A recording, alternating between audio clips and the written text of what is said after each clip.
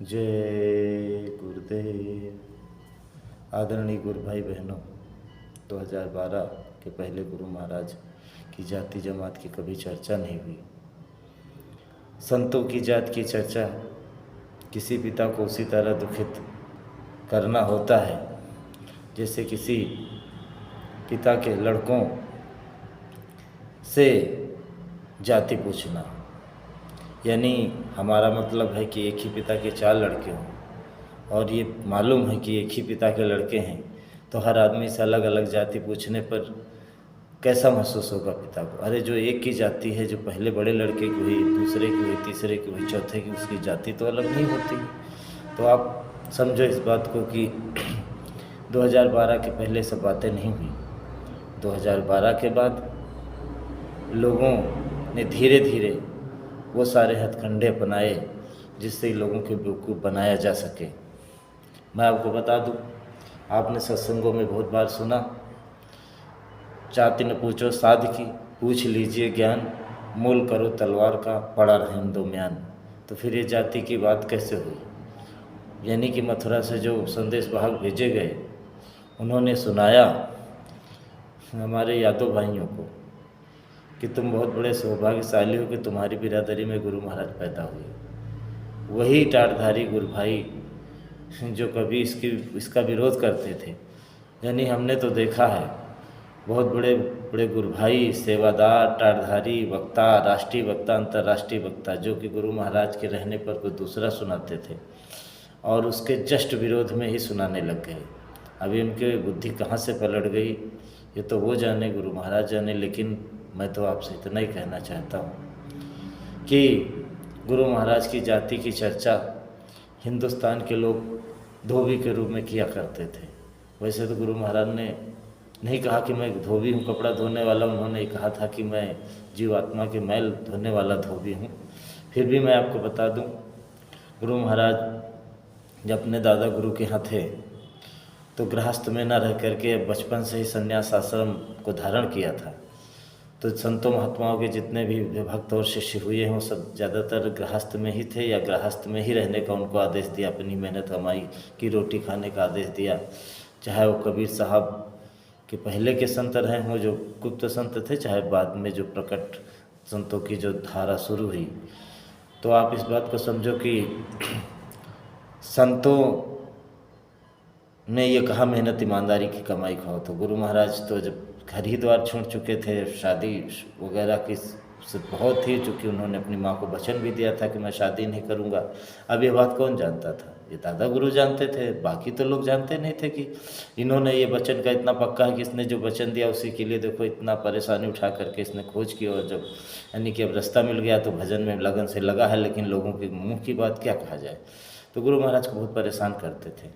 यहाँ तक कि जब गुरु महाराज गए थे तो दादा गुरु के गुरु भाई थे, वो दादा गुरु के बड़े भाई के शिष्य थे, यानी कि दादा गुरु के गुरु भाई थे। लेकिन ये है कि दादा गुरु जो उनके गुरु भाई थे बड़े, और संत गति को प्राप्त हो गए और सतगुरु के आदेश संभाल करने लगे, संगत की यानी उनकी भी संभाल करने लगे। गुरु के शरीर के भी भाई थे और गुरु के उत्तराधिकारी भी हुए, इसलिए वो भी यानी कि दादा गुरु को भी स्वामी जी महाराज के ही नाम से कहते थे, पुकारते थे। तो स्वामी जी महाराज कहा कि स्वामी जी महाराज आपने इस भैंस को कहाँ पाल लिया है। तो इस तरह की बहुत बातें गुरु महाराज को सुननी पड़ती थी, तो मन खिन्न हो जाता था साधना उस काल में। तो दादा गुरु से गुरु महाराज कहते थे कि हमें यानी कि ये सब बातें बताते थे। तो उन्होंने कहा कि ठीक है, बहुत खंडहर है, चले जाओ कहीं भी भजन करो जा करके। तो गुरु महाराज इधर भी उधर भी भजन किए। कहा गुरु के पास तमाम तरह के लोग आते हैं महात्माओं के पास, तो इसलिए अब वो सब तरह के जीव आएंगे, उनका प्रारब्ध है या उनकी दया है महात्माओं की। तो तुम यहाँ भी रहो, मन जहाँ भी खराब होने लगे वो स्थान छोड़ देना चाहिए, क्योंकि मन ही से तो भजन करना। जब मन ही विचलित रहेगा, खिन्न रहेगा, तो न सेवा ही खुशी मन से होगी और न भजन का तो प्रश्न ही नहीं उठता।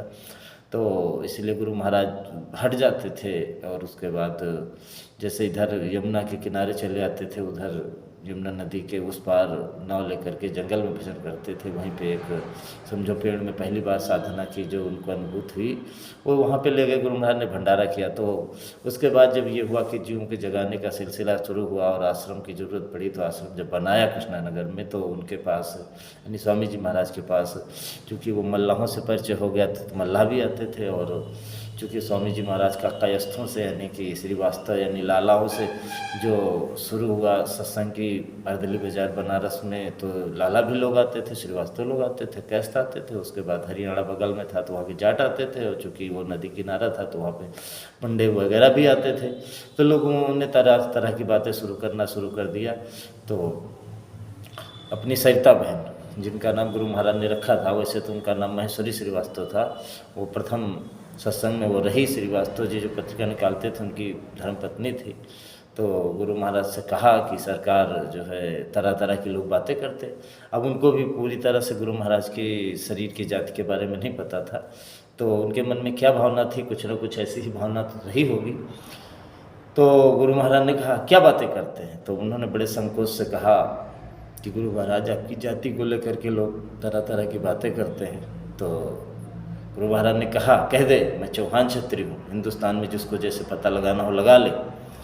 तो ये बात उन्होंने छापी। स्वामी जी महाराज का इससे छूट गया। तो श्रीवास्तव जी ने मुझसे कहा कि जब ये बातें होने लगी गुरु महाराज के कि गुरु महाराज तो यादव हैं, तो मथुरा में स्वामी जी महाराज के शरीर छूटने के काफ़ी दिन तक 100 दिन के ऊपर रहा। तो वहाँ का तो बड़ा विचित्र तमाशा था। तो श्रीवास्तव जी ने कहा मेरी देवी जी ने जब ये संस्मरण लिखा और मैंने इसको पत्रिका में छापा, तो गुरु महाराज के पास जो रहते थे तो सबकी अपनी अपनी भावनाएं थी। तो ब्राह्मण ये सोचते थे गुरु महाराज तो ब्राह्मण होंगे, और यादव लोग सोचते थे स्वामी जी यादव होंगे। बहुत लोग तो यही सोचते थे कि नहीं, स्वामी जी को सब लोग धोबी कहते हैं। लेकिन पास वालों को पता था कि गुरु महाराज धोबी नहीं थे। उन्होंने इसका क्लियर भी किया कि मैं जीवात्मा की मैल धोने वाला धोबी हूँ, कपड़े धोने वाला धोबी नहीं हूँ। फिर भी लोगों के अंदर ये भ्रम था। तो जब ये हो गया कि तो ब्राह्मण भी नहीं है, ये तो धोबी भी नहीं है, ये तो यादव भी नहीं है, ये तो यानी कायस्थ भी नहीं है, लाला भी नहीं है, और ये जाट भी नहीं है, और ये पंडा जो पुजारी होते हैं वो पांडे भी नहीं हैं। कहने का मतलब जिस तरह की बातें कृष्णानगर में तमाम तरह की सुनी जाती थी, तो जब उसी दौरान ये यानी संस्मरण छपा तो लोगों को ये हुआ करे गुरु महाराज तो चौहान क्षत्रिय, ये कैसे लिखते। तो श्रीवास्तव जी ने मुझे बताया कि मेरे पास तो बहुत तैस में लोग आए। तो मैंने कहा देखिए भाई, मैंने तो लिखा है, मैंने तो संस्मरण छापा है। अब जिसने संस्मरण को लिखा वो भी मौजूद है, जिसके लिए लिखा वो भी मौजूद है। यानी हम अपने देवी जी की तरफ इशारा किया कि उन्होंने लिखा वो भी मौजूद, उनसे पूछ लीजिए। और या समझ लीजिए कि गुरु महाराज के लिए लिखा तो गुरु महाराज जी से पूछ लीजिए। लेकिन किसी की हिम्मत नहीं हुई, क्योंकि उन्होंने जिस अंदाज में गुरु महाराज ने कहा था उसी अंदाज में उसको लिख दिया था कि हिंदुस्तान में जिसको जैसे चाहे पता लगाना हो लगा ले, मैं चौहान क्षत्रिय हूँ। तो अब आप इस बात को समझो कि गुरु महाराज चौहान क्षत्रिय थे, एक चीज़। दूसरी बात, वही प्यारे लाल पाठक जी जो उनको कभी चिढ़ाए थे पहली बार जब गुरु महाराज अपने गुरु महाराज के यहाँ यानी दादा गुरु के यहाँ पहुँचे थे। तो ऐसे ही एक लखनऊ कृष्णानगर आश्रम यहाँ है लखनऊ में, यहाँ भी एक कृष्णानगर मोहल्ला है। तो आप सब जानते हो जो सिंधु नगर उसका उप मोहल्ला है, उसमें आश्रम है कृष्णानगर कोतवाली के पीछे, तो टंकी के पास। तो आप समझो कि वहाँ पे गुरु महाराज आते थे, बैठे हुए थे। तो एक नेताजी आए, तो नेताजी ने पेपर पढ़ रहे थे, तो कहा बाबा जी व्यवस्था बहुत ख़राब है। ऐसे ही बात कर रहे थे राजनीति की। तो गुरु महाराज सुनते रहे, कुछ देर सुनते रहे, उसके बाद बकुले खड़े हो गए उस कुर्सी पे, और स्वामी जी समय चल लेते थे थोड़ा। तो अब यह है कि बकुले उठाया और चारों तरफ आकाश में नचा के घुमा के कहा कि व्यवस्था तो एक हफ्ते में ठीक हो सकती है। तो वो बहुत ऐसे अंदाज में कहा कि उनकी तो सिट्टी पिट्टी गुम हो गई। उन्होंने आशा नहीं की थी कि इस तरह कहेंगे महात्मा जी। तो उनके बगल में जो बैठे हुए थे यानी उनके गुरु भाई गुरु महाराज के, यानी गुरु भाई क्या कहना चाहिए, वो तो गुरु महाराज के देखा जाए तो वो गुरु के गुरु भाई थे, तो गुरु महाराज के चाचा गुरु थे। तो हम सब की समझ लीजिए बाबा जय गुरुदेव के प्रेमियों के वो बाबा गुरु है, संगत उनको जय गुरुदेव संगत उनको बाबा ही कहती थी। तो उन्होंने कहा कि भाई साहब आप संत हो गए हैं, और लेकिन वो क्षत्रियों वाला स्वभाव कभी कभी जोर मार देता है। तो खैर ये दो वाक़या जो है संस्मरण अक्सर पत्रिकाओं में छपते रहते थे। मैं आपको बताऊं, मैं जब गुरु महाराज से जुड़ा तो उसकी बड़ी विकट परिस्थितियाँ थी, लेकिन मुझे ऐसी परिस्थिति में गुरु महाराज ने यानी कि अपनाया। अब मैं अगर ये कहूँ कि मैं भी दुनिया से निराश होकर के दुनिया ही छोड़ने का पूरा इरादा बना लिया था, लेकिन ये हुआ कि गुरु महाराज ने बुला लिया। उसके बाद ये हुआ कि फिर तो उसको सोचना ही नहीं था कि गुरु महाराज जाति बार, ये सब कुछ नहीं सोचना था। तो खैर ये है, कभी ध्यान नहीं दिया। लेकिन अचानक वो शाकाहारी पत्रिका हम भी मंगाते थे, तो जब एक बार पत्रिका आई डाक द्वारा तो हमने उसमें पढ़ा, शायद वो 2006 की बात होगी, 30 अप्रैल से 28 अप्रैल, जहाँ तक मुझे याद आ रहा है। 100% तो नहीं कह सकते, लेकिन ऐसा ही कुछ मुझे याद आ रहा है। तो उसमें छपा था, ये संस्मरण छपा था कि मैं चौहान क्षत्रिय हिंदुस्तान में, जैसे जिसको पता लगाना हो लगा ले, सरिता बहन का लेख था। और साथ साथ ये प्यारे लाल पाठक जी जो अपने बाबा गुरु थे, उनका भी ये संस्मरण था।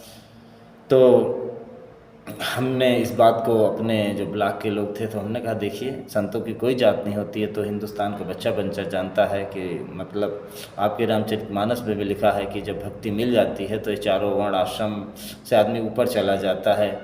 तो जिम हर भगत पाए जिम तरह तजय आश्रमी चार्य, तो चारों आश्रम त्याग देता आदमी। तो साधु इसलिए जानकार लोग, अब ये है कि अभी समाज में बहुत घोर अंधकार, इसलिए लोग साधु की जाति पूछते हैं। बाकी साधु की जाति हमारे बचपन में लोग नहीं पूछते थे। हाँ, साधु भेष में है तो किसी भी जात का है, बस साधु है तो बस साधु है तो साधु है, बस उसके आगे कुछ मतलब ही नहीं, उसको पढ़ाई अनपढ़ कुछ भी मतलब नहीं, बस साधु का भेष है। लेकिन इतना साधु के नाम पर ठगी नहीं थी जैसा आज हो गई है। तो आप समझो इस चीज़ को कि ये तो आपके रामायण में भी लिखा, यानी रामायण कोई आज की लिखी है नहीं, मानस 400-500 साल हो गए। तो ये तो सब भारतीय जनमानस में, हिंदुओं के बीच में, सनातन धर्मियों के बीच में, अध्यात्मवादियों के बीच में ये पता है कि परफेक्ट स्पिरिचुअल मास्टर, यानी कि जो कामिल मुर्शिद होते हैं, फ़कीर होते हैं, पूरे संत होते हैं, ये धर्म जाति मजहब या देश इनकी ये नहीं पूछा जाता इनसे। बस इनसे तो रूहानी तरक्की और जो है आंतरिक जो है चढ़ाई की ही मतलब जो है ज्ञान के बारे में लोग चर्चा करते हैं, जो जिज्ञास होते हैं। आरती यथार्थी तो अपना ही दुख दूर करते हैं, या अर्थ चाहिए उनको, उसके बाद जिज्ञास तो यही पूछता है, जिज्ञास होना चाहिए आदमी को। ज्ञानी तो जो खुद ही जान गया, जैसे संत गति को प्राप्त हो गया। तो मतलब ये है कि ये लोग नहीं पूछते थे। तो खैर अब ये तो था कि धोबी के नाम पे बहुत लोग गुरु महाराज की हर बात को पसंद करते थे, अच्छी लगती थी, नामदान लेना चाहते थे, जाना चाहते थे, उनके शिष्य बनना चाहते थे। लेकिन अब ये समाज का जो है भय बहुत ही खराब होता। कहते हैं ना, जितना धर्म है जगत का उतना गुरु का ना है, और गुरु मनाए मानिए जगत मनाए ना है। तो लोगों गुरु महाराज 2000 यानी 1952 से 2012 तक, जब तक उनका भी ये प्रचार प्रसार संगत के जीवों के लिए दया करने का समय रहा, यानी कि नामदान देने का समय रहा, और मतलब ये सब रहा। तो उस दौरान बहुत से लोग थे, शुरू में तो थोड़ा हिचके, लेकिन बाद में जब लोगों को पता हो गया गुरु महाराज के अंदर कुछ है, पावर है, लोगों को हिंदुस्तान ही नहीं, नेपाल के, और देखो बहुत गुरु महाराज मलेशिया भी गए, वहाँ की राजधानी पेनांग है, वहाँ पे हमारे कलकत्ता के सेठ गुरु भाई मदन लाल खंडेलवाल जी उनको लेके गए। तो कहने का मतलब वहाँ भी लोग मिले। तो बहुत जगह थोड़ी बहुत तो हिंदी और गुरु महाराज की तो बात सभी जीव समझते हैं, चाहे जिस भाषा में गुरु महाराज बोल रहे हैं, और जीव चाहे जिस भाषा में पहले गुरु महाराज समझते थे। तो लोग नामदान लेना चाहते थे, जानना चाहते थे, समझना चाहते थे, लेकिन बस वही बात धोबे वाली आड़े आ जाती थी। तो मेरे मन में ये आया कि इस जब ये बात झूठ है, जात से नहीं मतलब, लेकिन ये बात झूठ है तो इसका क्यों ना प्रचार किया जाए। तो मैं तुरंत ही, जब मैंने पढ़ा तो तुरंत ही जो है मैं पहुंच गया ब्लॉक, और मैंने अपने गुरु भाई से कहा, तो ये बात आप जानते हो कि नहीं जानते हो गुरु महाराज? हमको तो अभी थोड़ा अंदर में खुशी हुई कि चलो, अभी तक तो हम थोड़ा संकोच करते थे कि भाई हो सकता गुरु महाराज किसी जात के, वहाँ पर दुनिया वाले क्या जाने, वो तो जात को महत्व देते, मेरे लिए जात ना के बराबर महत्व की चीज़ थी। लेकिन यह खुशी हुई, करे गुरु महाराज तो चौहान क्षत्रिय हैं। तो मैंने उनसे कहा, तो उन्होंने कहा मैं तो ये बहुत पहले जानता हूँ भैया, ये जात जमात संतों क्या नहीं चलती। मैंने कहा ये बात तो सही है, लेकिन जब ये सच्चाई है तो लोगों को क्यों ना पता लगा जाए। धोबी के भ्रम की वजह से जो जीवात्मा गुरु महाराज तक नहीं पहुँच पा रही हैं, अगर उनको ये भ्रम टूट ही जाए, जब है ही नहीं धोबी होते तो हम कहते हैं हाँ गुरु महाराज हमारे ठीक है, जो भी है गुरु तो भंगी भी हो सकता, कोई भी जात का हो सकता, मनुष्य हो सकता है। और तमाम गुरु महात्मा कृष्ण भगवान के गुरु देखो स्वपच हुए जात के भंगी थे, और तमाम दुर्वासा इसके बारे में भी कहा जाता है, वो भी जात के डोम थे, श्री कृष्ण के गुरु थे। तो अब ये है कि तमाम उदाहरण आते हैं।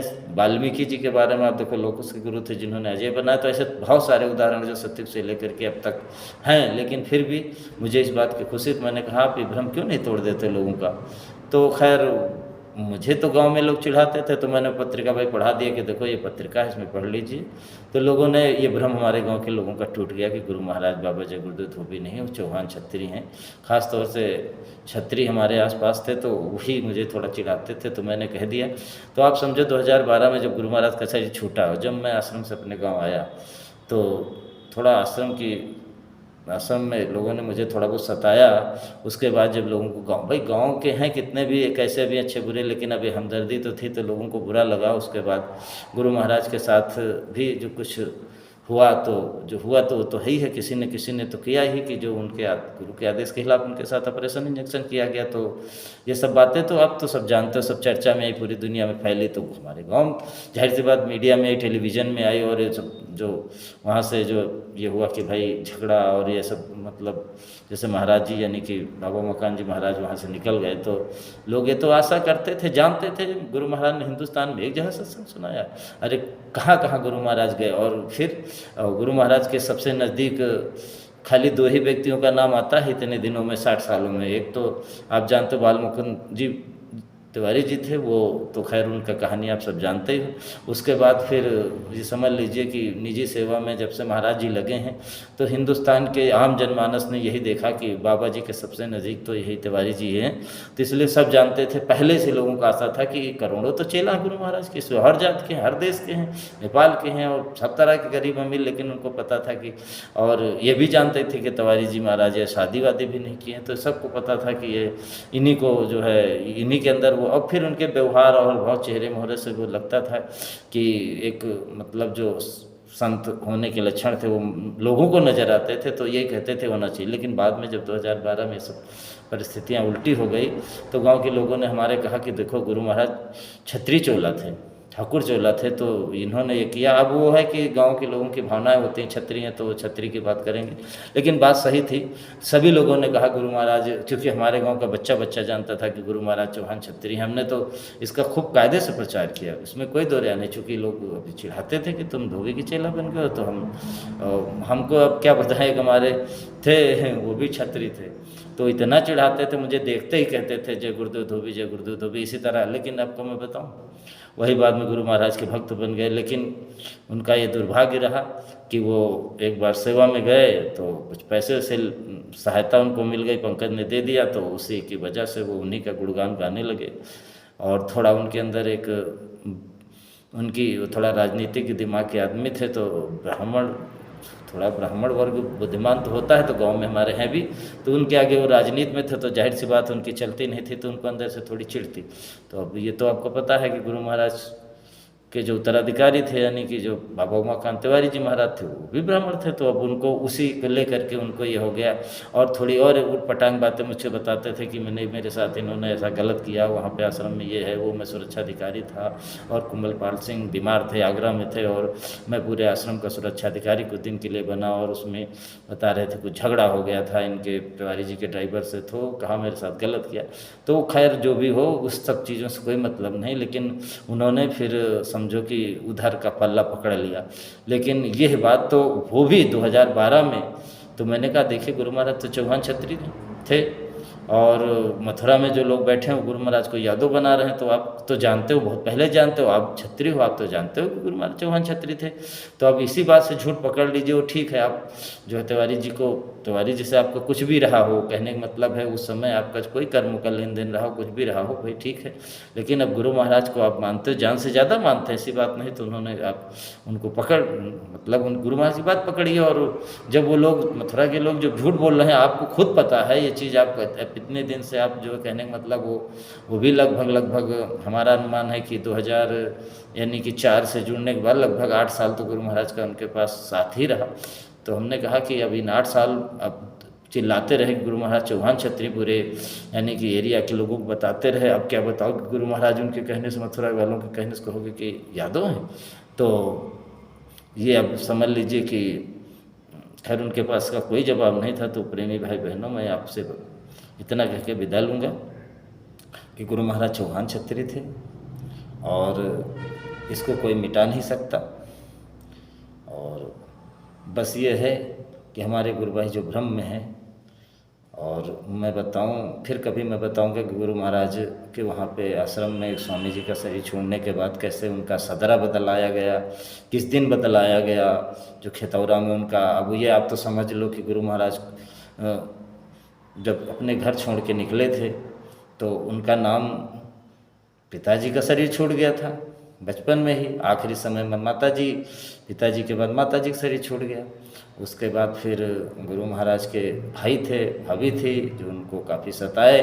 उसके बाद गुरु महाराज छोड़ के चले आए तो ज़मीन में हिस्सा भी नहीं दिया उनको भी। एक बार बीमार भी पड़े थे तो कहा था कि गुरु महाराज देखने गए लखनऊ में, उधर गोरखपुर की तरफ से, तो गुरु महाराज ने कहा कि भाई, उन्होंने कहा कि आप जाइए, भतीजों की जो है मैं थोड़े दिन का हूँ, भतीजों का साथ दीजिए। तो कहा भाई मैं, मुझे हिस्सा देना पड़ेगा। तो वो चुप हो गए, कुछ नहीं बोले। यानी उनकी इच्छा नहीं थी कि, अब ये उनका मतलब था कि साधु हो गए हैं तो वहाँ पे अब इनके इतने शिष्य हैं और ये जाकर के अपना देखें जाकर के भतीजों को। उनको इतना मोह था अपने ज़मीन से, अपने बच्चों से। अब यह है कि बहुत उम्र में काफ़ी बड़े थे इनसे, अभी उनकी शादी हो गई थी और ये समझ लो वो छोटे थे। तो गुरु महाराज तो निकल आए थे अपने घर से। तो अब यह समझ लीजिए कि वो उनका नाम सदरा में कहाँ पड़ा था, कुछ नहीं था, और तहसील में क्या था। उसके बाद कैसे समझ लीजिए कि फिर उनका वहाँ पे जब शरीर छूटा, सबको पता है 116 साल तो गुरु महाराज रहे ही शरीर में, और उसके बाद 6 साल के लगभग घर से निकले थे। तो आप समझ सकते हो कि 110 साल पहले के कागज़ और रजिस्टर, और फिर किसने लिखवाया, क्या लिखवाया, वो सब सदरा जो है किस तरह बदलाया गया था, नहीं था, नया बनाया गया। तो ये सब बहुत विचित्र घटनाएं घटी। तो प्रेमी भाई बहनों, आप दिग्भ्रमित न होइए, सच्चाई कहते हैं, सच्चाई कभी छुपती नहीं है। तो मैं अभी इन्हीं शब्दों के साथ आपसे विदा लूँगा। जय गुरु।